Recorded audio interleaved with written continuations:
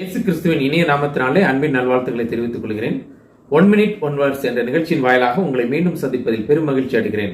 இன்றைய நாளுக்காக தெரிந்து கொள்ளப்பட்ட வேத வசனம் கலாத்தியர் 6ஆம் அதிகாரம் 9வது வசனம். நன்மை செய்கிறதில் சோர்ந்து போகாமல் இருப்போமாக, நாம் தளர்ந்து போகாதிருந்தால் ஏற்ற காலத்தில் அறுப்போம். நாம் வாழ்கின்ற உலகில் பலருக்கு நாம் நன்மை செய்யும் போது அதில் சிலர் நமக்கு தீமை செய்கின்றனர். இது நம் மனதிற்கு மிகுந்த வருத்தத்தை தருகிறது. இருந்த போதிலும் நாம் சோர்ந்து போகாமல் நன்மை செய்தால் நமக்கு உதவி தேவைப்படும் போது நம்மை அறியாதவர்கள் கூட உதவி செய்ய முற்படுவர். இதைத்தான் வேதம் சொல்லுகிறது.